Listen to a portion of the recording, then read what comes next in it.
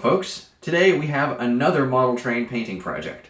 I guess you could call this a sequel to my passenger car painting video. If you haven't seen that, I'll put a link in the description. Today I'm going to paint the cab roof of this steam locomotive in the same brownish red I used on the passenger cars. First, a quick update. In the passenger car video, I had a problem with fogging on the windows from the super glue. I've solved that problem by painting the windows black from the inside. I'm not sure why, but the black paint makes the fog disappear. This does mean that the windows are opaque, but these cars don't have interiors, so it doesn't matter. Anyway, back to the red roof project. I actually got the idea for this from a real steam locomotive. Texas State Railroad number 201, also known as Texas and Pacific number 316. It's a turn-of-the-century 10-wheeler similar to mine, and like many steam engines of the era, it has a red cab roof. What's unusual about 316 is its light green boiler, which I think looks quite good contrasted with the red roof. I figured the light blue boiler of my engine would look good with it as well. As it turns out, Bachmann actually sells a version of this engine decorated as 316. It's not a very accurate model for that engine, but it does have the red roof, so I took the pictures of both paint schemes off the Bachmann site and combined them to see how the red roof would look on mine. I think it looks pretty good. I also tried editing an actual photo of my engine, and that looked pretty good as well. Finally, I posted my edited photo online to get a few second opinions, and the red roof won the vote, so I decided to go ahead with it. Alright, so the first step is to separate the tender, which will not be needed for this project. Now, I've permanently attached these with a screw, so we just take that out. I guess not permanently then.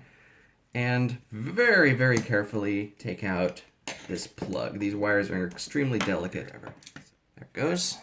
So we'll set the tender aside. The next step is we need to clean the roof so the paint will stick to it. And for that, I'm going to use a very, very small amount of isopropyl alcohol. Now, this stuff's in pretty short supply these days, what with the pandemic. So we're not going to use any more of this than we absolutely have to. Barely enough to see, clean the roof with it, and then not touch the roof after this. The next step is masking. And since you can't remove the cab from this engine, to my knowledge, what I'm going to do is put the entire thing inside a plastic bag and then cut a hole for the roof and then use masking tape around the edges of the hole. Now the masking here needs to be very, very precise indeed. We really only get one shot at this.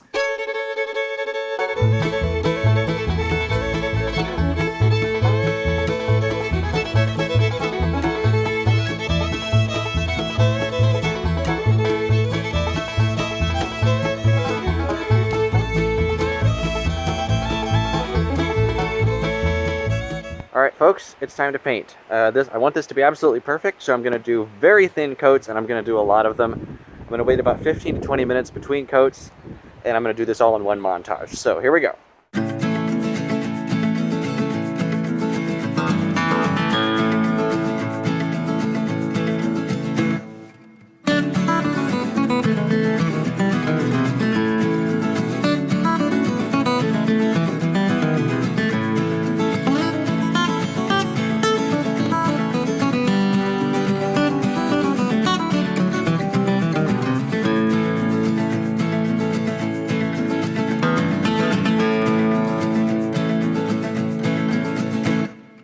Alright folks, well that is the painting done. I need to leave the model indoors to dry overnight, because if it gets too cold the paint won't cure, so I've put it inside this yogurt container, which hopefully will keep the painty air inside and it won't stink up the whole room. Cut to tomorrow. Boom, it's tomorrow. Alright, well, it has been about 24 hours since I painted this thing. I'm actually going to take this outside to open the container, because it's going to be full of, well, paint fumes. But let's see how it looks. Have a look at that. Oh, it is gorgeous. Oh, look at that.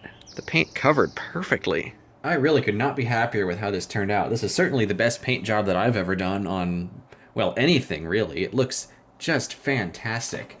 So I'm going to go ahead and reattach the tender, and then we'll get a little bit of running footage, and that will be it.